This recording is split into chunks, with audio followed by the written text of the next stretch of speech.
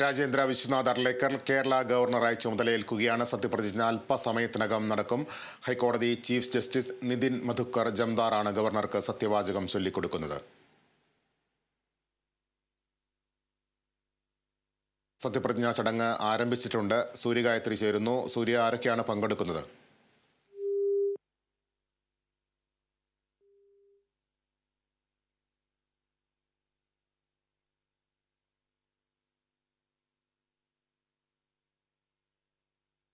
കേരളത്തിന്റെ പുതിയ ഗവർണറായി രാജേന്ദ്ര വിശ്വനാഥ് അർലേക്കർ ചുമതലയേൽക്കുകയാണ്. സത്യപ്രതിജ്ഞാ ചടങ്ങ് രാജ്ഭവനിൽ ആരംഭിച്ചു കഴിഞ്ഞു. ഹൈക്കോടതി ചീഫ് ജസ്റ്റിസ് നിതിൻ മധുക്കർ ജംദാറാണ് ഗവർണർക്ക് സത്യവാചകം ചൊല്ലിക്കൊടുക്കുന്നത്. മുഖ്യമന്ത്രിയും പ്രതിപക്ഷ നേതാവും മന്ത്രിമാരും അടക്കമുള്ളവർ ഈ ചടങ്ങിൽ പങ്കെടുക്കുന്നുണ്ട്.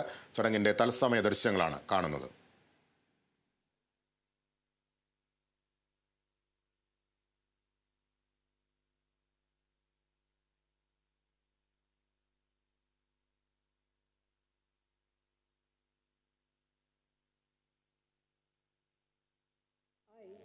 Draupadi Murmu, President of India, hereby appoint Sri Rajendra Vishwanath Arlekar to be the Governor of Kerala with effect from the date he assumes charge of his office.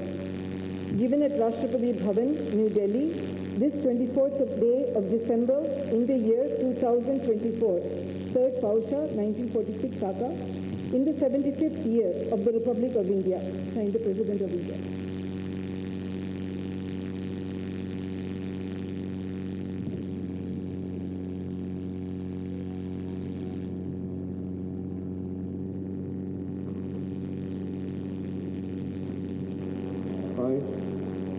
I, Rajendra Vishwanath Arlekar, do swear in the name of God that I will faithfully execute the office of Governor of Kerala and will, to the best of my ability, preserve, protect and defend the Constitution of India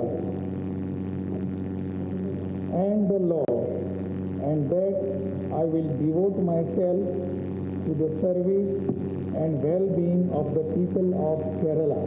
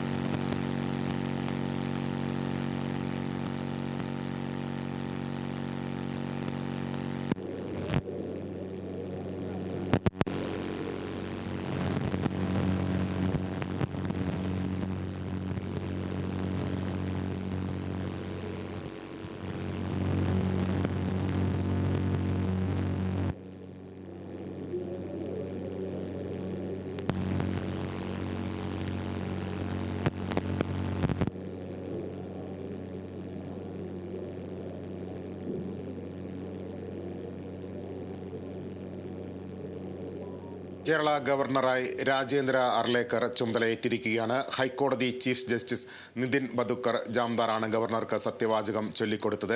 കേരളീയ വേഷത്തിൽ തന്നെയാണ് അദ്ദേഹം ഈ ചടങ്ങിന് എത്തിയിരിക്കുന്നത് എന്നുള്ളതാണ് ഏറ്റവും സവിശേഷത. ഗവർണറും ഭാര്യയും കേരളീയമായ വേഷത്തിൽ തന്നെ സത്യപ്രതിജ്ഞാ ചടങ്ങിന് എത്തിയിരിക്കുന്നു. മുഖ്യമന്ത്രി അടക്കമുള്ളവർ മന്ത്രിമാരും ഇപ്പോൾ ഗവർണർക്ക് സത്യവാചകം ചൊല്ലിയ ഗവർണർക്ക് അവർക്ക് അഭിവാദ്യങ്ങൾ അർപ്പിക്കുകയാണ്, പൂച്ചെണ്ടുകൾ സമ്മാനിക്കുകയാണ്. തത്സമയ ദൃശ്യങ്ങളാണ് കാണുന്നത്. ആരിഫ് മുഹമ്മദ് ഖാന് പകരം രാജേന്ദ്ര അർലേക്കർ കേരളത്തിൻ്റെ ഗവർണറായി എത്തുമ്പോൾ ഏറെ പ്രതീക്ഷയാണ് സംസ്ഥാന സർക്കാരിനുള്ളത്. സർക്കാരുമായി ഏറ്റുമുട്ടാനില്ലെന്ന് നേരത്തെ തന്നെ രാജേന്ദ്ര അർലേക്കർ വ്യക്തമാക്കിയിരുന്നു. ഇന്നലെ വിമാനത്താവളത്തിലും വളരെ ഊഷ്മളമായ സ്വീകരണമാണ് രാജേന്ദ്ര അർലേക്കർക്ക് സംസ്ഥാന സർക്കാർ നൽകിയത്. മുഖ്യമന്ത്രിയും മന്ത്രിമാരും അവിടെ എത്തി ഗവർണറെ സ്വീകരിച്ചു. ഇപ്പോഴും വളരെ സൗഹാർദ്ദപരമായി തന്നെയാണ് മുഖ്യമന്ത്രിയുമായും മന്ത്രിമാരുമായും അദ്ദേഹം ഇടപഴകുന്നത്. സംസ്ഥാന സർക്കാരിനെ സഹായിക്കുകയാണ് തൻ്റെ ദൗത്യമെന്നും രാജേന്ദ്ര അർലേക്കർ പറയുന്നു. നമുക്കറിയാം, നേരത്തെ ആരിഫ് മുഹമ്മദ് ഖാൻ നിരന്തരമായ ഏറ്റുമുട്ടലായിരുന്നു മുഖ്യമന്ത്രിയുമായും സംസ്ഥാന സർക്കാരുമായും ഒക്കെ നടത്തിയിരുന്നത്. പ്രത്യേകിച്ചും സർവകലാശാല വിഷയങ്ങളിൽ നിരവധി തവണ സർക്കാരുമായി അദ്ദേഹം ഏറ്റുമുട്ടി. SFIയുമായി ഒരു ഗവർണറുടെ പദവിക്ക് നിരക്കുന്നതാണോ എന്നുള്ള സംശയം ജനിപ്പിക്കുന്ന രീതിയിൽ തെരുവിൽ ഏറ്റുമുട്ടുന്ന ഒരു കാഴ്ചയും കേരളം കണ്ടതാണ്. അങ്ങനെ സംഭവ ബഹുലമായ 5 വർഷങ്ങൾക്ക് ശേഷമാണ് ആരിഫ് മുഹമ്മദ് ഖാൻ കേരളത്തിൽ നിന്നും ബീഹാറിലേക്ക് മടങ്ങിയത്. അതിനുശേഷമാണ് ഇപ്പോൾ രാജേന്ദ്ര അർലേക്കർ സംസ്ഥാനത്തിൻ്റെ ഗവർണറായി ചുമതലയേൽക്കുന്നത്. അദ്ദേഹവും രാജേന്ദ്ര അർലേക്കറും അദ്ദേഹത്തിൻ്റെ പശ്ചാത്തലം പരിശോധിക്കുകയാണെങ്കിൽ RSSുമായി ബന്ധപ്പെട്ട് തന്നെയാണ് രാജേന്ദ്ര അർലേക്കറുടെ ഒരു രാഷ്ട്രീയ ജീവിതം എന്ന് പറയുന്നത്. ഗോവയിൽ അദ്ദേഹം നിരവധി തവണ BJPയുടെ നേതൃനിരയിൽ പ്രധാനപ്പെട്ട പദവികൾ വഹിച്ചിരുന്നതാണ്. 2014 മനോഹർ പരീക്കർ കേന്ദ്ര പ്രതിരോധ മന്ത്രിയായപ്പോൾ അർലേക്കറെ ഗോവ മുഖ്യമന്ത്രിയായി പരിഗണിച്ചിരുന്നതാണ്. എന്നാൽ പാർട്ടി അന്ന് ലക്ഷ്മികാന്ത് പർസേക്കറെയാണ് അടുത്ത മുഖ്യമന്ത്രിയായി നിയോഗിച്ചത്. അതിനുശേഷം അദ്ദേഹം നിയമസഭയിൽ നിരവധി തവണ അംഗമായി. അവിടെ അദ്ദേഹത്തിൻ്റെ പ്രവർത്തനങ്ങൾ എടുത്തു പറയേണ്ടതാണ്. 2015 മന്ത്രിസഭാ പുനഃസംഘടനയിൽ അദ്ദേഹം പരിസ്ഥിതി വനം മന്ത്രിയായിട്ടാണ് നിയമിതനായത്. ഗോവ നിയമസഭയെ കടലാസ് രഹിത നിയമസഭയാക്കി മാറ്റുന്ന അദ്ദേഹത്തിൻ്റെ പ്രവർത്തനം രാജ്യമാകെ ശ്രദ്ധിക്കപ്പെട്ടതാണ്. 2011 ജൂലൈ 6 നിലവിലെ ബന്ദാരു ദത്താത്രേയെ ഹരിയാന ഗവർണറായി നിയമിച്ചപ്പോഴാണ് രാജേന്ദ്ര അർലേക്കർ ഹിമാചൽ പ്രദേശിൻ്റെ ഗവർണറായി നിയമിതനായത്. അങ്ങനെ RSSുമായും BJPയുമായും ഒക്കെ വളരെ അടുത്ത നിൽക്കുന്ന ഒരാൾ തന്നെയാണ് രാജേന്ദ്ര അർലേക്കർ. ഗോവയിൽ അദ്ദേഹം പാർട്ടിയുടെ ഒരു പ്രധാനപ്പെട്ട മുഖമായിരുന്നു. അതിനുശേഷമാണ് അദ്ദേഹം ഗവർണർ പദവിയിലേക്ക് ഹിമാചൽ പ്രദേശിലേക്ക് എത്തുന്നത്. വീണ്ടും അദ്ദേഹം കേരളത്തിലേക്ക് എത്തുമ്പോൾ ഏറെ പ്രതീക്ഷകളുണ്ട്. 17-നാണ് ഗവർണറുടെ നയപ്രഖ്യാപന പ്രസംഗം നിയമസഭയിൽ നടക്കുന്നത്. മുൻപ് നയപ്രഖ്യാപന പ്രസംഗം ആരിഫ് മുഹമ്മദ് ഖാൻ നടത്തിയപ്പോഴെല്ലാം വളരെ ആകാംക്ഷയോടുകൂടി തന്നെയാണ് കേരളം ഉറ്റുനോക്കിയിരിക്കുന്നത്. കേന്ദ്ര സർക്കാരിനെതിരായുള്ള ഭാഗങ്ങൾ ഗവർണർ വായിക്കുമോ, സംസ്ഥാന സർക്കാരിൻ്റെ ഭരണ നടപടികളെ പുകഴ്ത്തുമോ തുടങ്ങിയ ചോദ്യങ്ങളെല്ലാം അന്ന് ഉയർന്നു വന്നിരുന്നു. എന്നാൽ ഇത്തവണ അത്തരം ആകാംക്ഷകളൊന്നും തന്നെ ഇല്ല. കേരള സർക്കാരുമായി മുഖ്യമന്ത്രിയുമായി യോജിച്ച് പോകും എന്ന് തന്നെയാണ് ഗവർണറായ രാജേന്ദ്ര അർലേക്കർ വ്യക്തമായിട്ടുള്ളത്. ജനുവരി 17-ന് അദ്ദേഹം നിയമസഭയിൽ സംസ്ഥാന സർക്കാരിൻ്റെ നയപ്രഖ്യാപന പ്രസംഗം നടത്തും.